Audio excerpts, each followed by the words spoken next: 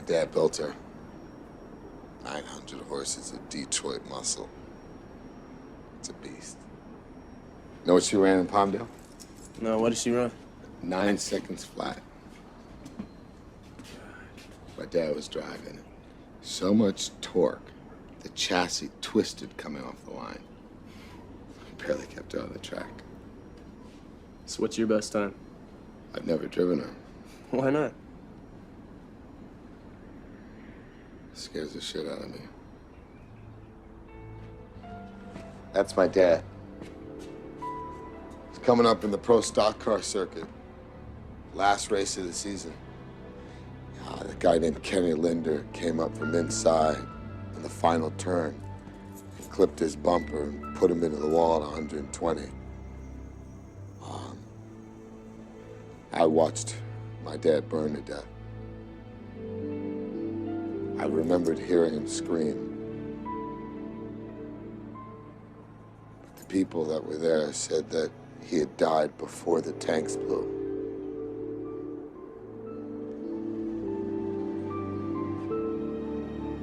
They said it was me who was screaming. I saw Linda about a week later. I had a wrench. And I hit him. And I didn't intend to keep hitting him, but by the time I was done, I couldn't lift my arms.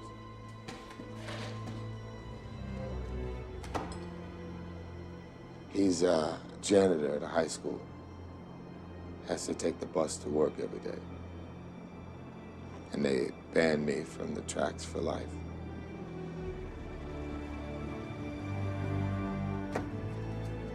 I live my life a quarter mile at a time.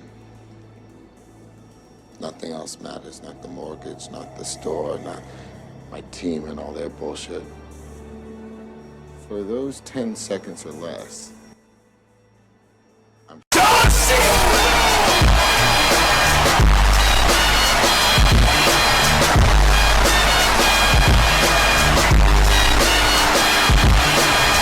Hi guys, welcome to this episode of Trip Around the Multiverse. I am the man who never lost a screen fight, CY Chung, with my co-host. What? Oh, we'll get to it in a second. We'll get to it in a second. And the guy who was taken back by that intro, Kyle Charles. Right. So I've got some questions here, pop culture questions here. Yeah. I mean, let's have a little discussion on them. So, right, as relevant to my intro is, if we had Prime Vin Diesel, right, from whatever movie, but we're talking about is at the height of his creative control power, right, versus Prime Steven Seagal. Oh. And they're in the same movie, and they're gonna have a screen fight, right? Yeah. What's the outcome? Now, first of all, we'll do it. Okay, we know that if Vin Diesel was making a movie, he would win. We know that if Seagal was making a movie, he would win. And we know that if they're both making the movie, it'd be a draw. Okay. Yeah. More than likely, you know. So you have the creative control on top of what they say. Okay. So if you're saying whoever's going to win, remember the other person's just going to mouth off at you, right? Yeah. And you remember how much money they're going to draw for your product. Okay. Right? How would you work out your screen fight? If I'm honest, like, if you think about it now, like, at both their height of both their careers, and you put them together right now, I would say Vin Diesel's stock is a lot higher than Steven Seagal. Okay. So, I would have to have some weird convoluted wrestling sort of booking for the match for Vin Diesel to win, so Seagal his ego doesn't get hurt that much. Or or it'll be one of those victories, like, say he just about beats him, but then an alien invasion comes, so they got teamed together to sort of... Yeah, because, like, I mean, we know that Seagal has an ego. Okay? Yeah. Whether you want to say how proficient he is in martial arts, I mean, like, let's face it, right? The way that he does his Aikido practice matches, or whatever they are, right? The exhibitions, doesn't look great only No. because people walk towards him. And they just fall over. Yeah, exactly. But you could say that's because of the byproduct of if you twist someone's wrist in such a way, if they don't flip, they're gonna snap their wrist. Yeah. But it looks way more kayfabe than it should. Yeah. And he doesn't maneuver around at all, so he doesn't help himself. No, they just come at him. Yeah, And exactly. he just flings his arm and they go, ah! Yeah. And of course, I mean, if we're saying Prime Segal, how much of Prime Segal is him and how much is Prime Segal is his stuntman? Yeah. Right? You know what? Okay, yeah, but look, here you are, having both the egos coming at you, yeah? And your logic is to say, well, Vince probably going to draw more money to my product, you see, Segal, so you're going to have to take the free count. Yeah. Okay. Do you reckon he'll agree with that? Or, no, I mean, he obviously won't agree with that. He'll probably be like, look, let me knock myself out. And you see Machete, right? The only way I could see him agreeing to it is if they offer him more money than Vin Diesel's getting paid for the film. Oh, it's true, it's true. Have you seen even then, I still think he might not take it. Right, so, have you seen Machete? Yeah.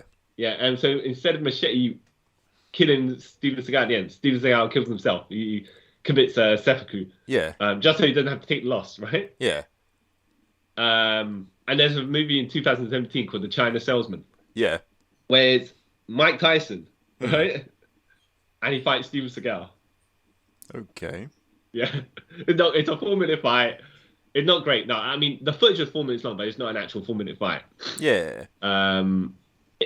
Yeah, it's not great. And, I mean, obviously it's Seagal in it, and he's giving Tyson his hits and everything. And then at the very end of it, where he's going to take the beating, the super combo finish. Yeah. He blatantly a stuntman. Well, not blatantly a stuntman, right? Yeah. But it's just like literally Seagal tagged out. I said, "Yo, You take the rest." yeah, you take the loss, right?" And that's that.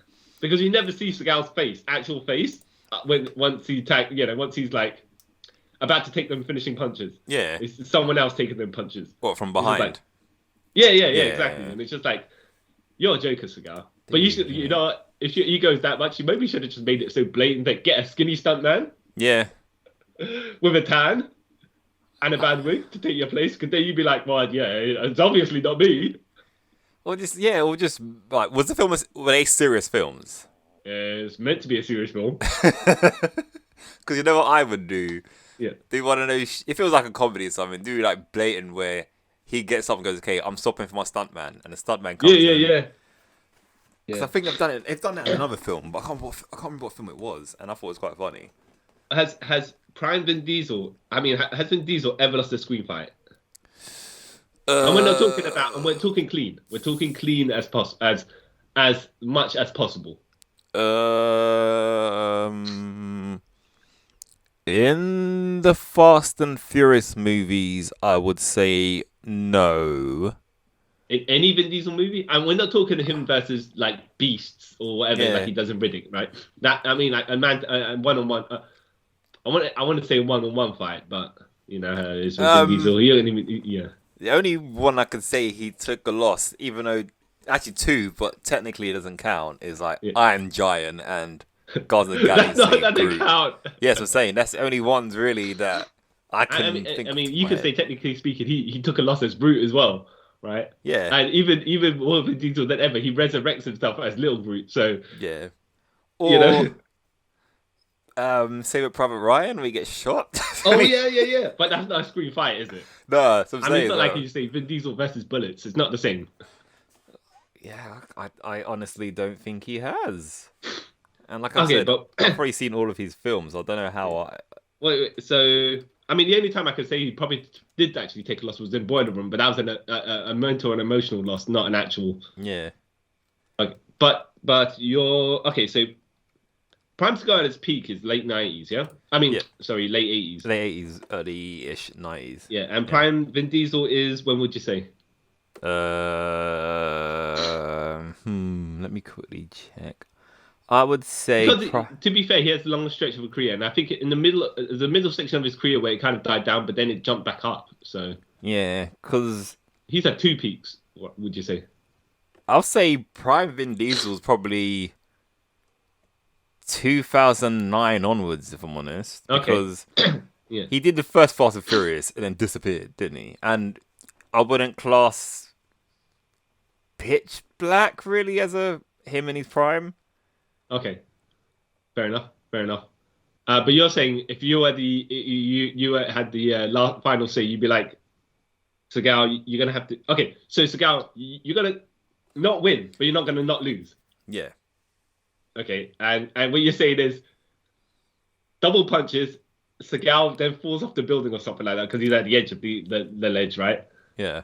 Goes to grab the ledge. Vin Diesel, and then something happens, like the opposing SWAT team or whoever, like the aliens from outer space, the opponents, right, the actual opponents bust in, and then Vin Diesel's got to put his hand up to go lift them up, and then they double team and beat up everyone else. Yeah, basically. Okay, okay.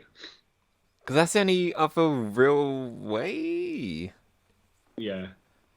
I mean, you know what? That way, you're right. I mean, if I had to say, look, you had to do it, and it has to be definitive winner.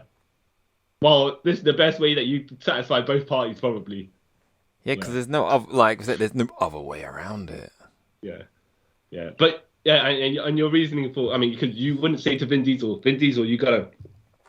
I mean, Seagal wants to win, so do you mind just taking the visual freak out?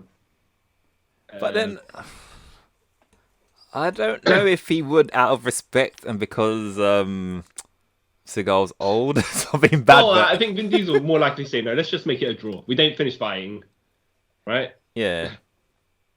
I mean, instead of saying I'll take a loss, right? Because you probably negotiate Seagal to take a loss if it's like Vin Diesel's the leader, yeah?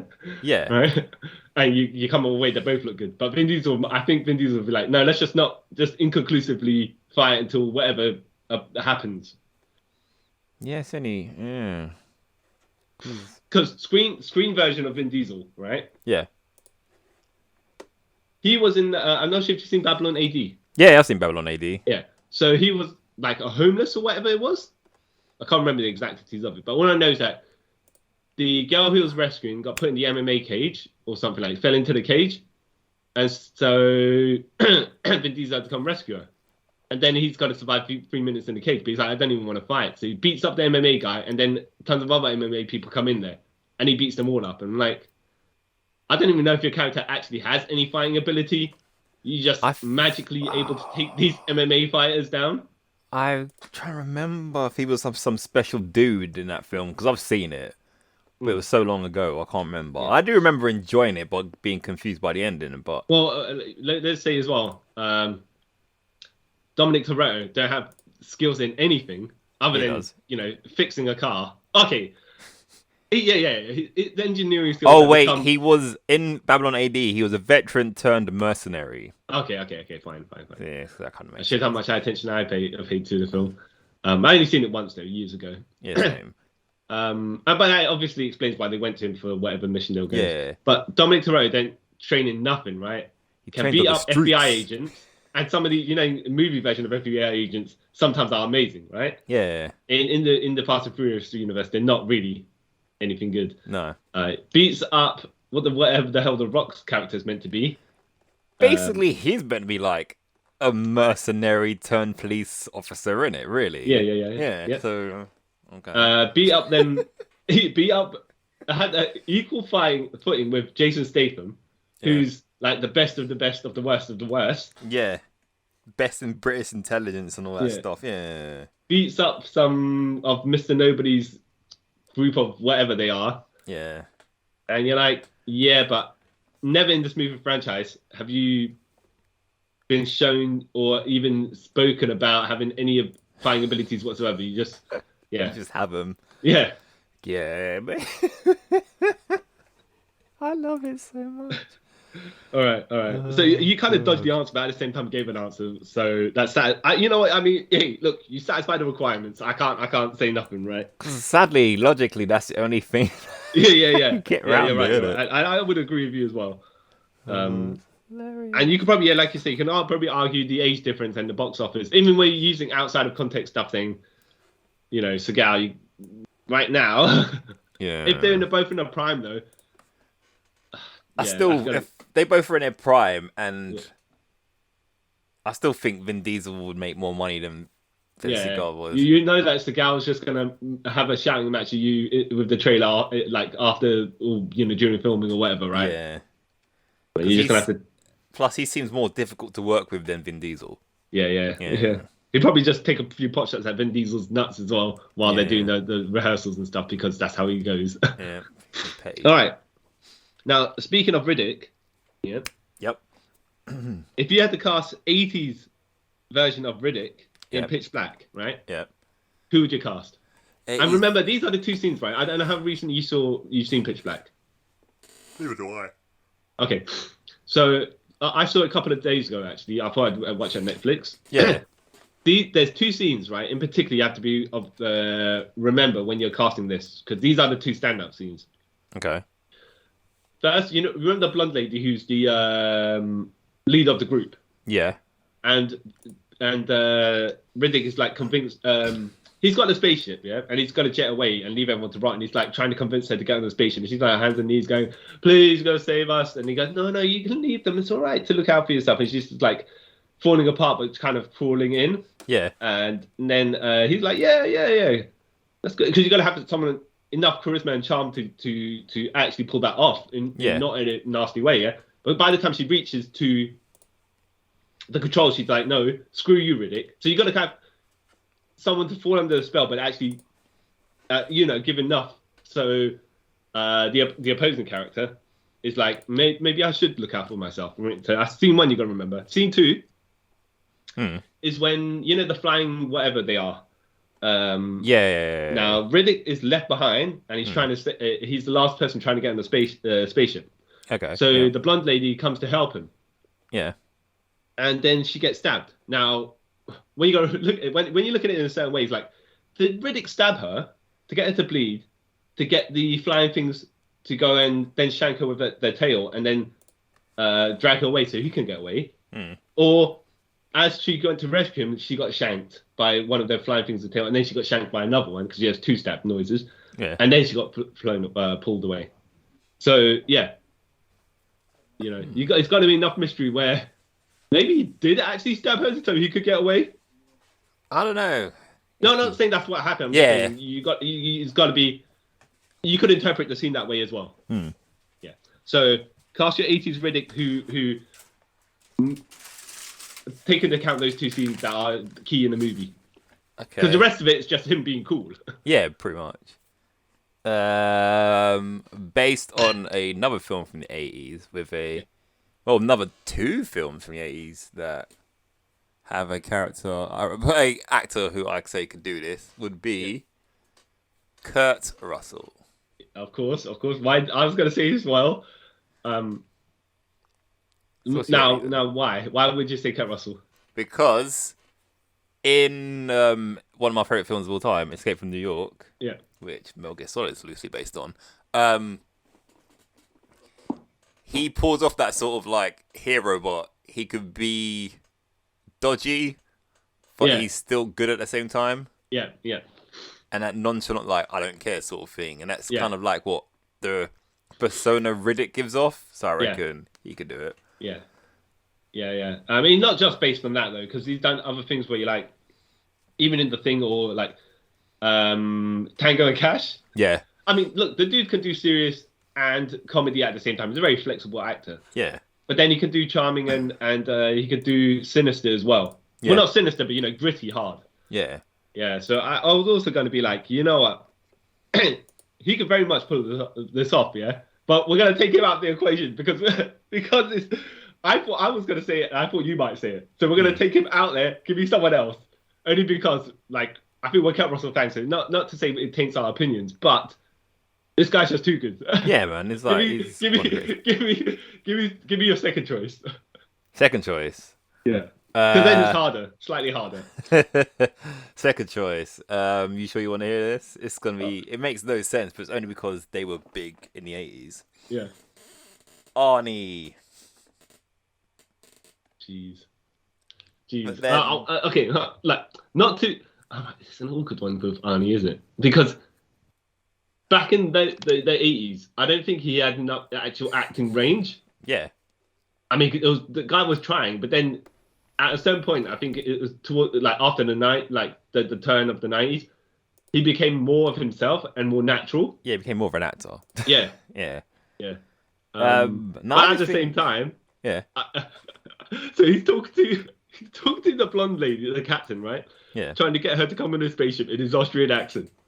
Yeah. That's a whole different level. Be the best. Oh yeah, and you know what's also kind of funny? I mean, even if we were to cast Dolph Lundgren, it would be weird. Is this? It's like when them flying things are coming at them. You know, they just grab the thing by the wings and just tear them off. Yeah. I would say Stallone could act it, but you'd have to get Stallone from, I don't know, pre-Rocky 3 maybe. Maybe, yeah.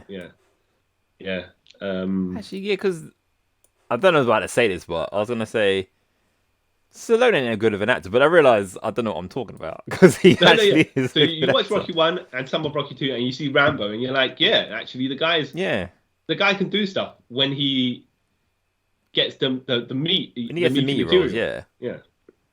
But most of the stuff he does is action hero stuff, and you're like, I don't know, man. I'd like to see some actual range. Yeah. Oh, Arnie. Yeah. Okay. So we would agree in our first choice of Riddick, but we'd probably disagree with our second choice of Riddick, right? Yeah. Okay. Fine. That's fair. Yeah. I wonder how Pitch Black would have been in the 80s, because they wouldn't have had the special effects for the. Would you reckon they would use practical? I mean, because you got the vision thing. They probably would use practical, but I don't think it would have worked in the 80s. Yeah. So the flying, whatever it was, they had maybe one or two machines, one or two of these things, and maybe then green screen them all together in a bunch, maybe. Yeah. Right? But I wonder how they would have done the vision. They probably could have done the vision really differently. I don't know. Like, that's a camera effect, right? It's a camera effect, but like I don't think cameras were as good back then, because when you look at the 80s, when they even do like, you reckon they would have done something like the Predator effect, but not quite? Yeah. Okay. But probably a lot worse. Fair enough. I don't know if, like, think about it. Yeah. A film like in like modern day or whatever. I say modern day. I say like when did Pitch Black come out? Like 2000-ish. Yeah. Technology was a lot better, and like it was probably cheaper to make than if you try to make Riddick in like Pitch Black in the 80s. I reckon it would have been too expensive, and the effects would look terrible. You reckon, right? And this is probably what they would not have done, but what they should be doing at that point, because if you have the budget, just keep more of the character moments building. Yeah. Like make it a bit more of a suspense horror, because what you don't see is more like what's left to your imagination is worse than what you see. Yeah. Yeah. I mean, they might, if they just did it like that, I can reckon they can pull it off. It would just be a slightly different vibe. Yeah. Okay. Yeah. Right. Good point. Who would you cast in a mid-2000s? Okay, Rocky and Apollo, right? Rocky Balboa and Apollo Creed. Yeah. Mid-2000s. Mid-2000s. Yeah. All right. Who was big in the mid-2000s? And any year of the mid-2000s. You can say 2005 or 2009 or whatever, right? Yeah. Just as long as both your actors are active at that time. Okay. I would say, because he was active, he was a big thing. Channing Tatum as... Actually, you know what? I'm going to race swap it as well. All right. Channing Tatum as Apollo Creed. What? Okay. Yep. Right. And for Rocky Balboa, yeah, I would pick... He was slightly getting famous in the late 2000s, so I could say him. Idris Elba. How? Okay. What? The age range? Yeah. How old is Christmas? I mean, how old is so he's like 48 now / 50? More than likely.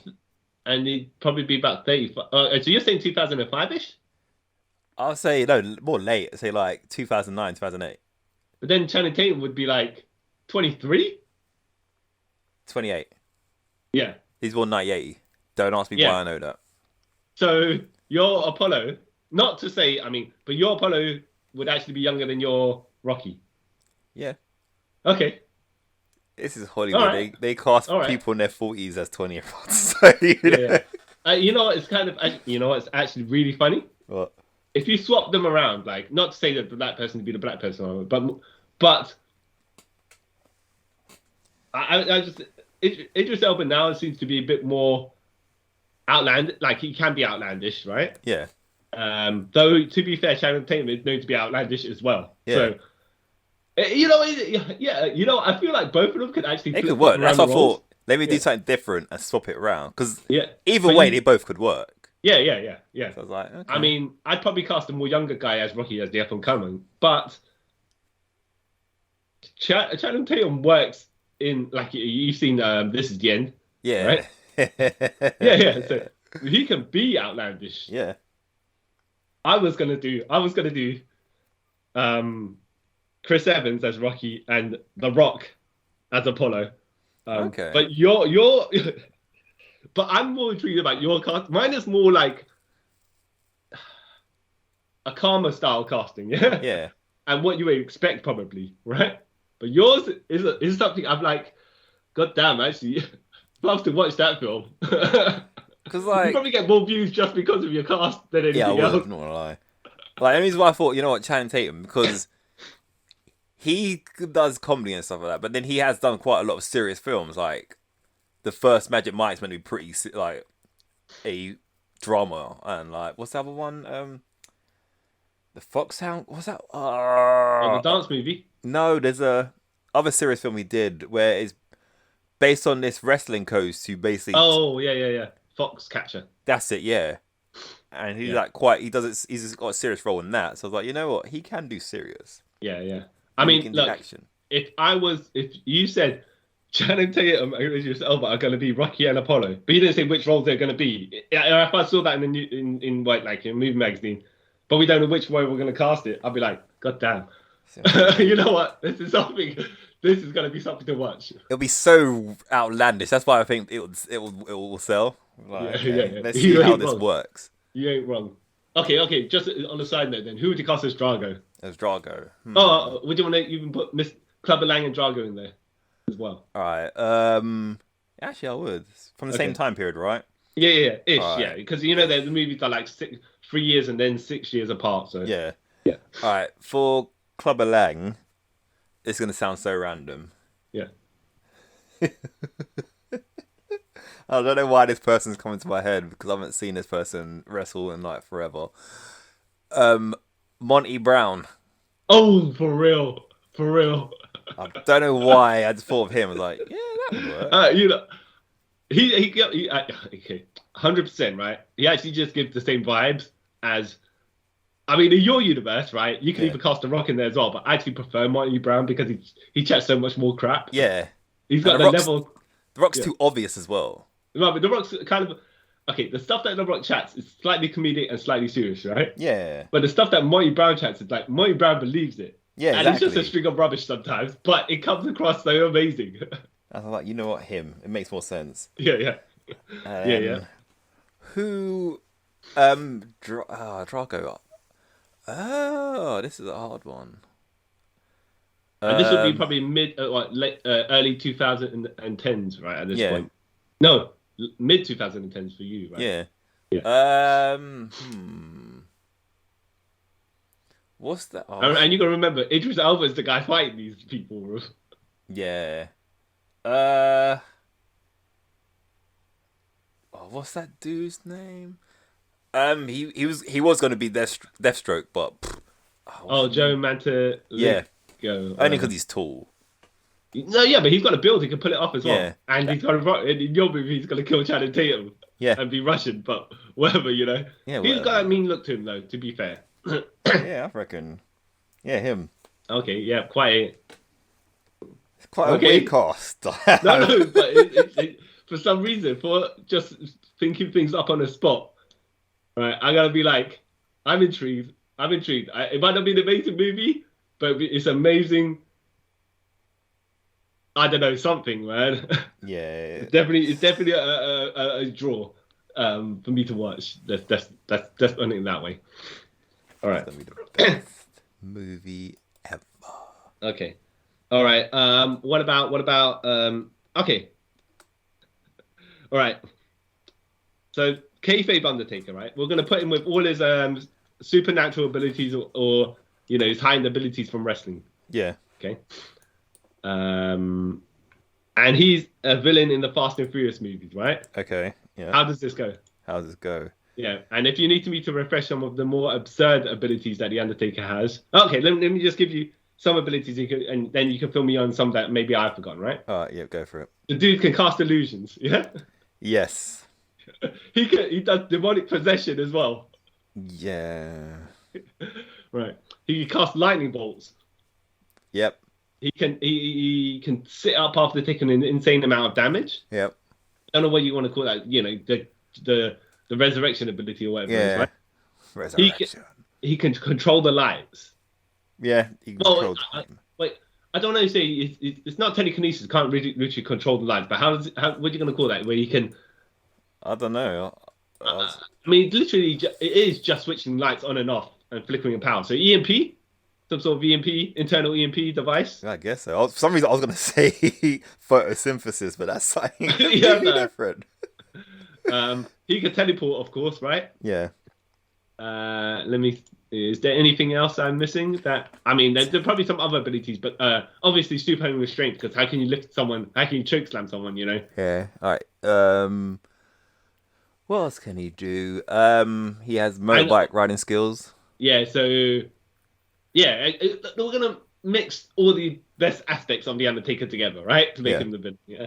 Yeah, because you can't say, when he's bike attack, he does not have any of these magical abilities that he had when he's undead wizard, Yeah. Just take him at his peak. We'll do that.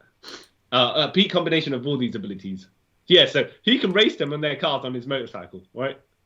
Yep. And according to law, he's the best pure striker in the business, which means his fighting ability is top notch as well. Yeah, apparently. Okay. Yeah. So that's what you have to be able to be a villain in the Fast and Furious universe, right? Yeah. Okay. So forget the storyline, whatever storyline they're going to go for, right? He's the villain there. How's the movie go? As Fast and Furious has become super outlandish and awesome now. I don't think he's outplaced doing this with his supernatural abilities now. Alright, there's two ways you can go about this. Yeah.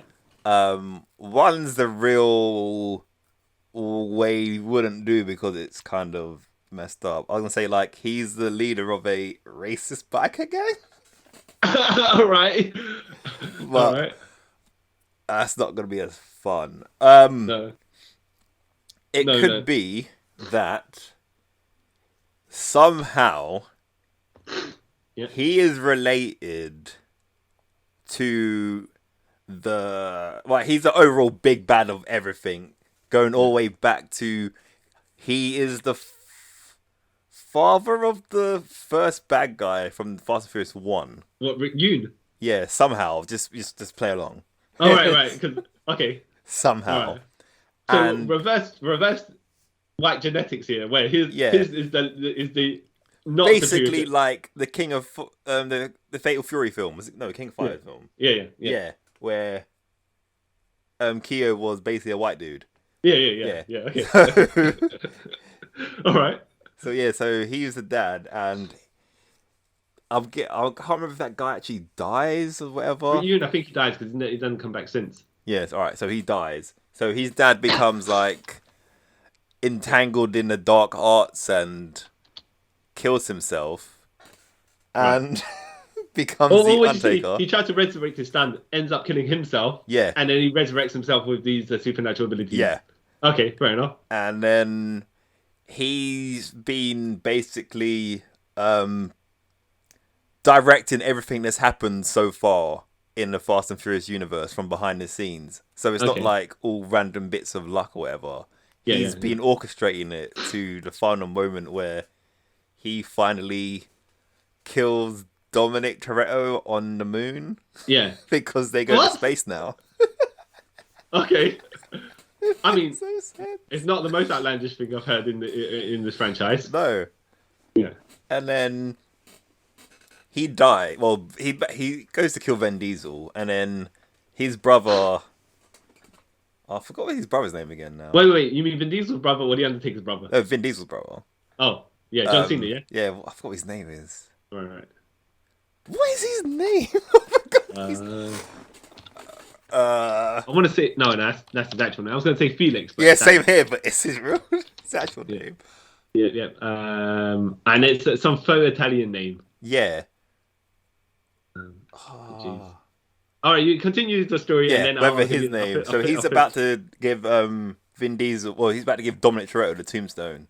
Yeah. Through the moon. Yeah. Right. And then all out of nowhere you hear...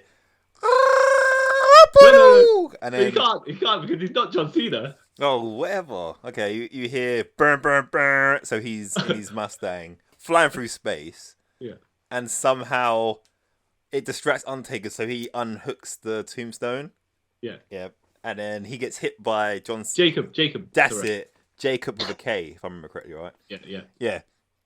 So he hits the Undertaker with his car, and he gets out and goes, Dom, we're brothers again, blah, blah, blah, blah. And then as they're about to embrace, Undertaker comes, snaps John Cena's neck.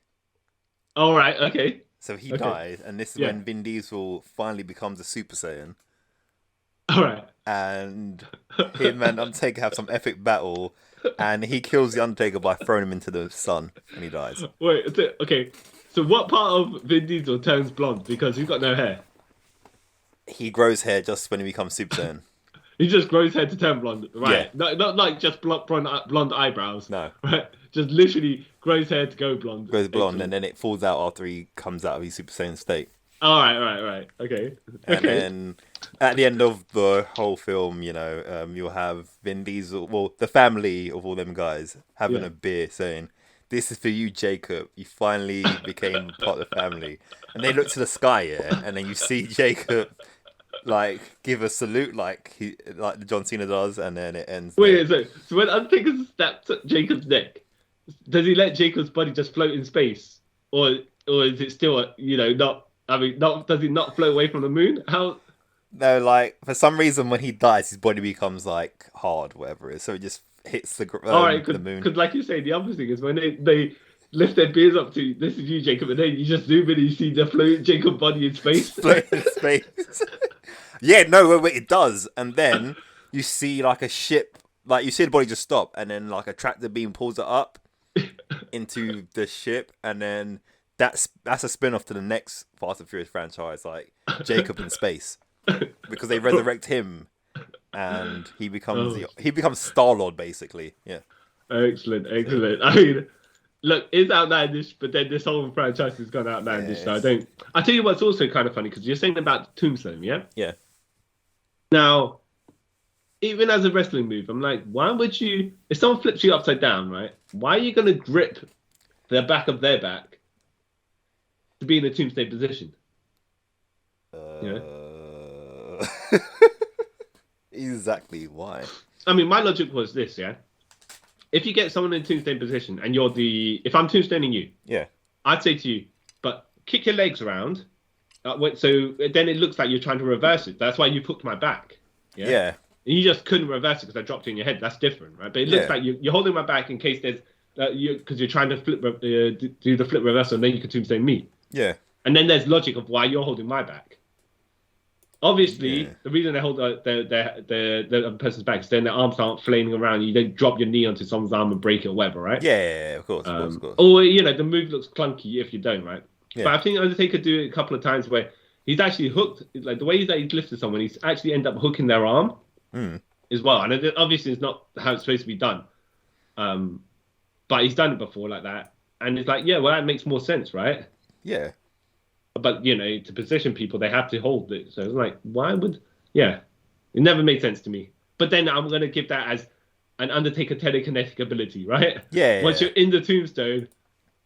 You're trapped. Your mind can't function as normal. Exactly. Whatever. Yeah. Once you're facing the Undertaker's crutch, you've got to grip his back. Yeah. Because he won't allow you to do anything else. So you're saying he doesn't even have to use all of his other abilities? What, does he possess someone in your movie? That's how... Does he lightning bolt anyone? Well, in the whole long aspect of the film, he'll use those powers, like how he's first introduced to the film. Like basically, they're doing some car chase or whatever, in like say where somewhere with like loads of lights, Japan or whatever, yeah. Yeah. And then they're driving down the road, and you see all these lights, all the lights just go doom, doom, doom off and stuff. They're like, oh no, and then they're like, what's going on? And then they all come on, and Undertaker's in the middle of the road, so they swerve.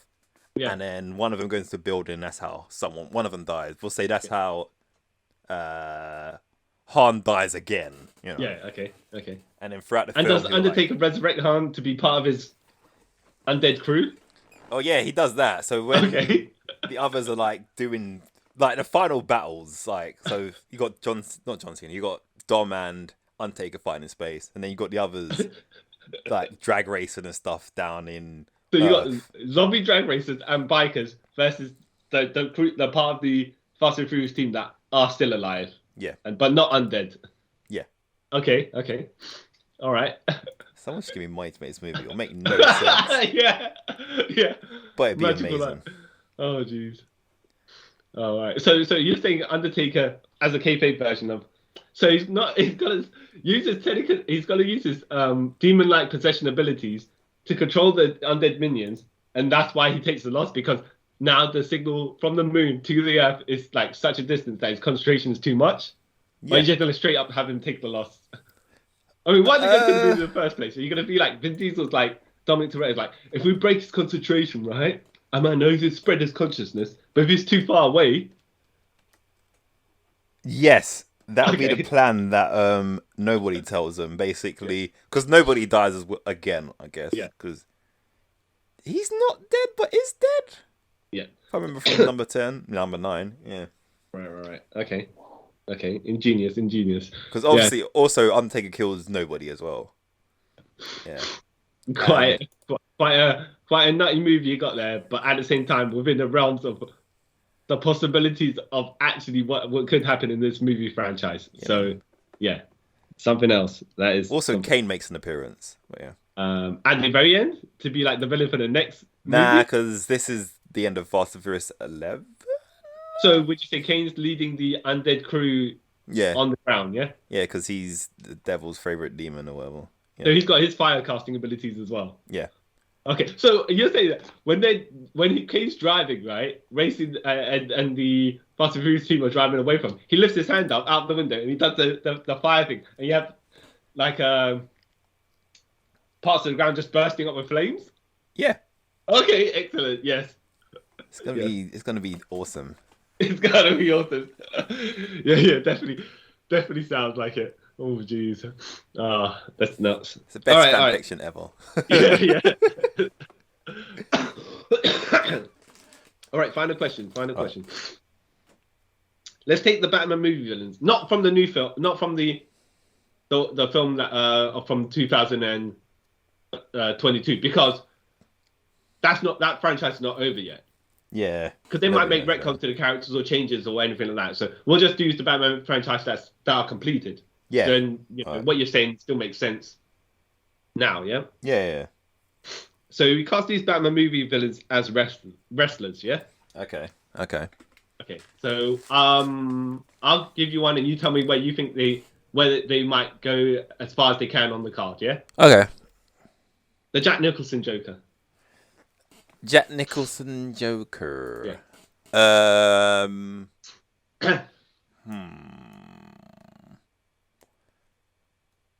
I would have to say, it's a bit of a cop out, but it's gonna be terrible anyway. So I don't care. Jerry the King Lawler, just because he slightly reminds me of Jack Nicholson. No. I mean, like you reckon what level of opening match or like Intercontinental like the secondary title level and stuff like that. Oh wait. Oh, okay, so what they would be? I would say. I mean, as far as their gimmick works, if if someone got given that gimmick and they had to act that way as that character, I would probably say he would get a short Intercontinental title run. I don't think he's World Heavyweight Champion level. No. He's too outlandishly goofy. Yeah, it's like a doink, really. Yeah, and doesn't come. I mean, like you're saying, like maybe the hardcore title, but not even that. Yeah. Maybe just get like a short run with the IC title just to get someone else over. Or even I don't think like a character like that. I don't think needs a title. But not in a good way. You mean like he'd still be lower card for you, yeah? Like you could even be like mid card or whatever, but like or even Yeah. high card. But I think he's one of these wrestlers, like you know, like Piper and stuff. Never Yeah. wanted the title. I think that his character doesn't need it. Okay. The Danny DeVito Penguin.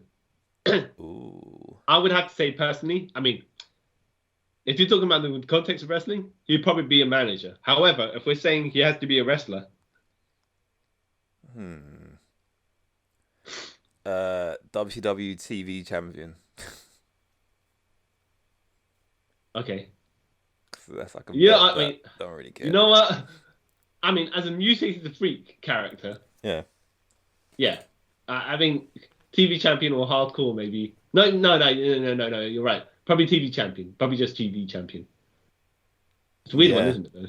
Because he's like, I mean, can you take him seriously? Not really. But I wouldn't say he's technically proficient either. He's more of a Yeah. character. That's why I said TV title because like you had like Disco Inferno as TV champion. So All right. The Michelle Pfeiffer Catwoman. Michelle Pfeiffer Catwoman. Yeah. She could be. I reckon she could be a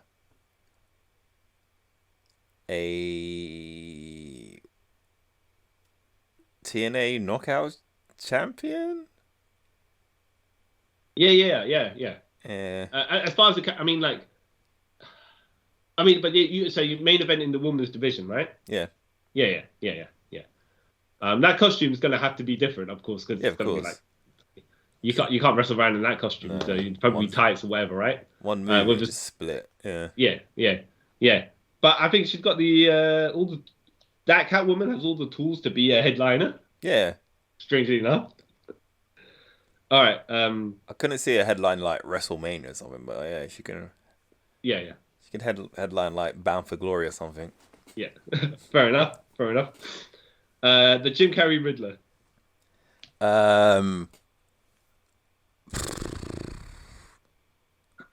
Opening match. Opening match guy. Yeah. yeah, Don't lower see him card, winning yeah? title. Yeah. Yeah. I mean, maybe have a few secondary title feuds here and there, Yeah. depending on which title you're talking about, right? Yeah. Maybe you know the European title or something like that, right? Yeah, something like that. Yeah, or the 24/7 title. Yeah. But nothing like yeah, exactly. Nothing major at all. Nothing I think major. Nah. it's because his character is just too over the top, right? Yeah, There's nothing to him. nothing to him. It's just too hammy. Yeah. All right. The the Tommy Lee Jones Two-Face. Same, if I'm honest. Yeah. I think it's for exactly the same reasons. Yeah. There's too not wacky. much to him. Nah. Just kind of like. But okay, so if you had that, let's just say you went the gimmick, right? Yeah. But he's not even flip the coin and he comes in, half his face is kind of quote unquote messed by whatever it is. Yeah. But he doesn't have to do makeup jobs and stuff like that. Maybe he just wears a half mask. Yeah. I don't know. But still, yeah, it's not that compelling. Well, we just say the Riddler. I mean, like as we're going back to Jim Carrey. Actually, put them two in the tag team. Yeah. Well, yeah, because then one asks you questions and the other plays it off like part of his personality answers, the other one does, and the other personality doesn't answer, right? Yeah. Okay, but their gimmicks are a bit, yeah. All right, fair enough. All right. Ra's al Ghul. Ra's al Ghul or Ra's al Ghul. Ra's al Ghul even. I don't know. If you do it like he's like in the movies, right? Yeah.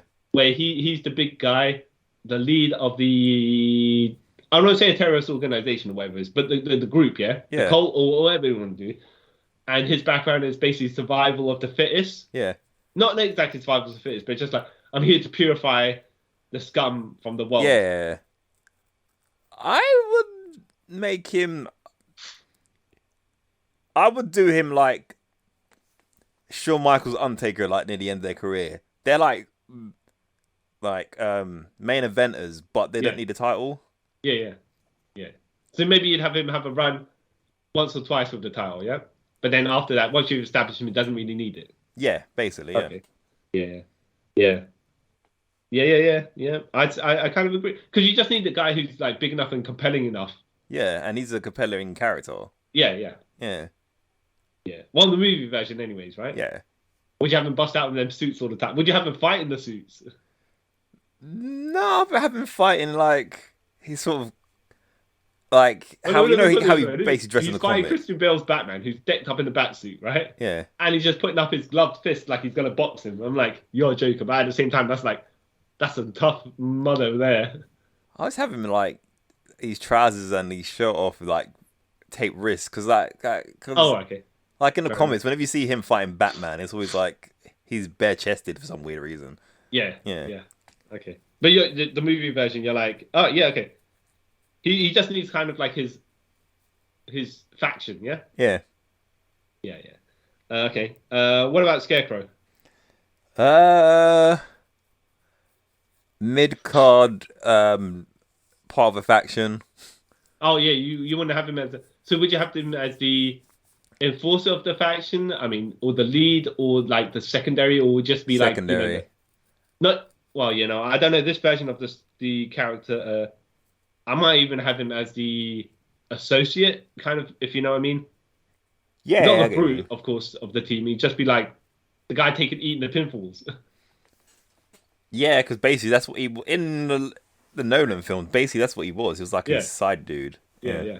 I mean, you establish him enough that he's a threat. But when it's a group tag, whatever, he's the one taking the pins. Yeah. Fair enough. The Heath Ledger Joker. Again, I'll make him.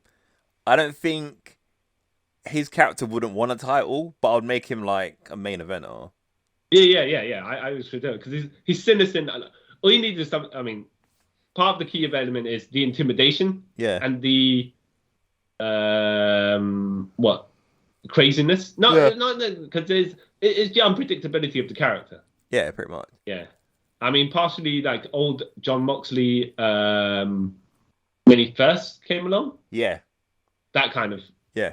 That kind of. Or even when like the Fiend came around at first. Yeah. Well, I don't know if you ever saw TNA when Crazy Steve was there. But Crazy Steve was kind of.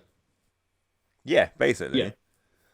Yeah. He doesn't need a title because No. he's always a menace. But he needs to be exactly. But he needs to be established as a key menace. So you, like I say, maybe give him a couple of title shots and maybe a title run.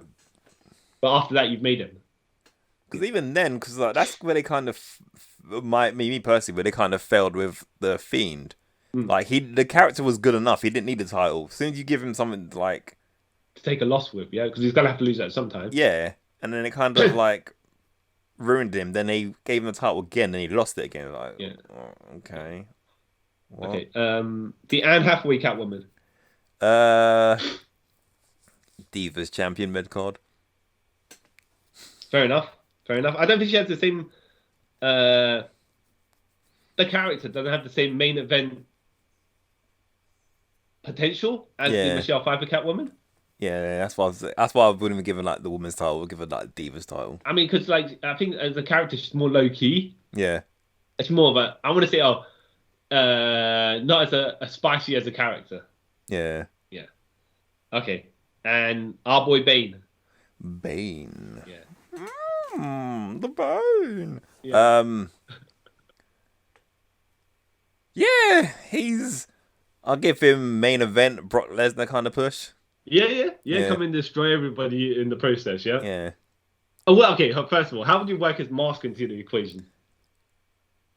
Because if you go by kayfabe, right? I mean, the rest of these guys, the Jokers are just crazy people in makeup, right? Yeah. I mean, like if you want to base it on that, yeah. Yeah. The Riddler and the Two-Face gimmicks. Oh shit! I forgot to say Aaron Eckhart Two-Face, but we'll deal with that in just a second. Yeah. The Riddler, you don't need anything special for, right? Nah. Two-Face, you might need. I don't know. You paint one half of his face like Darby Allin. Yeah. Yeah. Change it every week. Yeah. Yeah, and the Scarecrow, maybe he wears the the burlap mask, but he'd take that off once he starts wrestling. Maybe he has a mask underneath that's made of that stuff, so he can wrestle in it. Yeah. Oh no, it depends. But Yeah. Bane's actual mask, as far as this story goes, feeds him painkillers. Yeah. So how do you work that into your kayfabe story? Because you can't basically, it's performance enhancing drugs essentially. Yeah, well, performing on the drug, but then remember you've got people like the Undertaker, who's apparently a dead man, and the Fiend, who's something. You know what I mean? So Okay. get around it. All right. Do you say what's in the mask, or you just let him have the mask? Just let him have the mask. Okay, and then when someone hits him in a hardcore match, that then you hear that sound, and then he just weakens, or does he not weaken in as far as you're directing in the wrestling universe? Yeah, how I'm directing now. Or I'll just do like normal wrestling companies do. When it matters, we'll make reference to it. When it doesn't matter, we'll never make reference to it. Fair enough. Pick and choose. The Aaron Eckhart Two-Face, because he's a more compelling character. Actually. Yeah, I would make him champion. Like he's a main eventer. Have a long run. Would you be like? How would you? Because it's like one of those things where it's like you don't make the coin flip a gimmick, right? But you make it. It's like a tragic character that this bad thing has happened to. Yeah, I'll kind of make him like Mankind, sort of, where you sympathize with him for a certain bit, like certain points you sympathize with him, and then you realize, but he's a nutcase because he's literally just beat that guy with a baseball bat for no reason. Okay, fair enough. Yeah. Makes a lot of sense. Do you reckon? Okay, as these characters, do you reckon these characters work as wrestlers particularly well? Or would you say it depends on who you give the gimmicks to? Depends who you give the gimmicks to. I reckon like the not jokery ones, but like Two-Face and the Riddler could work as like a comedic sort of tag team. Yeah. And you could sort of get around with their just weirdness, but the others, I don't know if they would work. Yeah. Maybe Bane. Well, I think like you're saying, if you basically put someone like Brock Lesnar come in and just F5 people like Bane, what are you gonna say? Special as the backbreaker? Yeah. All right. I don't know. I definitely have it as one of his signature moves, but it's not exactly a spectacular finish unless it's going to be like. Yeah, if it's one where he lifts over their head and then drops him straight to his knee, then yeah. Yeah. I mean, if you do like when you got the GTS. Yeah. But like a reverse version, and the reverse version not need to back ahead, but you push them off your shoulder, and as they come down, you lift your knee up to break their back. Yeah. That'd be awesome. All right, that's fair enough. Yeah, I wonder. It's because there's a very fine line between wrestling gimmicks, characters, and actual comic book characters, because they kind of do cross over quite a lot. Yeah, they do. Yeah. It's just like in comic book universes, of course, or movies or whatever, they could do so much more crazier things. Yeah. While get away with it. Yeah, while in wrestling, you still have to have the limitation of human ability. Yeah. Yeah, so it's not like I mean, as much as we could say the Undertaker creates lightning and stuff like that, when he gets in the ring, all of a sudden, his kayfabe abilities just drop. And no one questions it. Yeah, unless you're gonna say the ring itself depowers people. But it doesn't, because Kane still makes the things go on fire, and somehow he did pass it on to Daniel Bryan, who was able to do it one time. Yeah. Yeah. Because he endowed him with the demon powers, whatever it is. Well, and the physics of a wrestling ring where you grab someone to give them an ice rip and they can't control their own momentum to be able to stop. Yeah. They'll just keep on running forever until they're tired, apparently. Yeah, apparently. Until they hit something. Or when you take the stunner. Yeah. And depending on who you are, sometimes you'll never stop rolling. Yep, you keep rolling. Yeah, exactly. Yeah, wrestling's weird.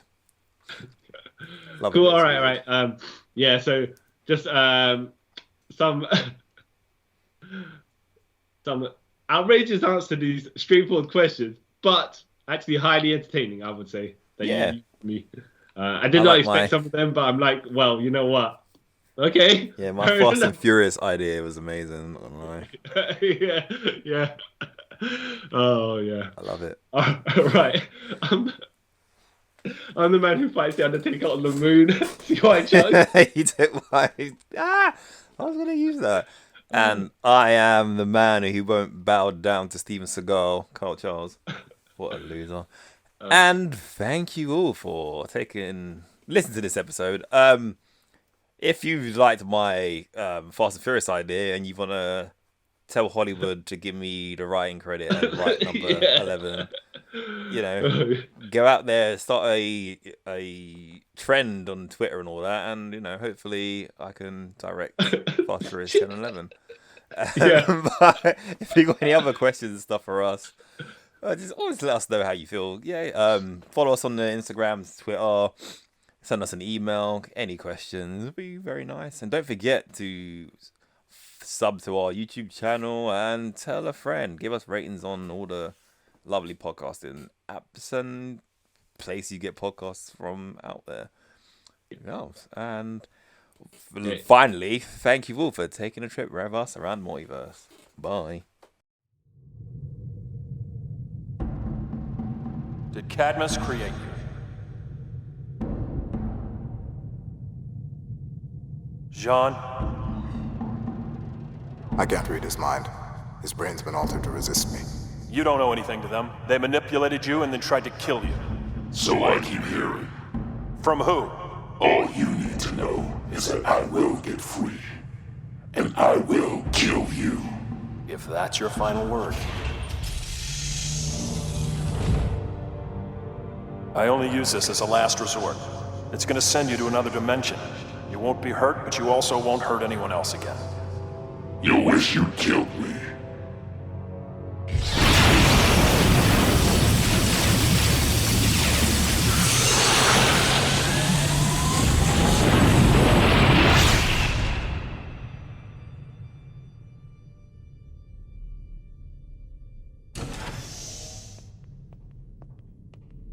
You'll do anything to avoid monitor duty. Sent him off to the Phantom Zone, didn't you? He left us no choice. Spoken like a true Justice Lord. What? Come on. Passing judgment like gods, with our superpowered army and our orbiting death ray. Cadmus is right to be scared. The human race wouldn't stand a chance. We'd never go there. It isn't in our nature, and nothing can change that. Nothing? What if Luthor does become president, like he did in their world? What would stop you from doing what that Superman did? There's always that kryptonite you carry around. You don't get to joke!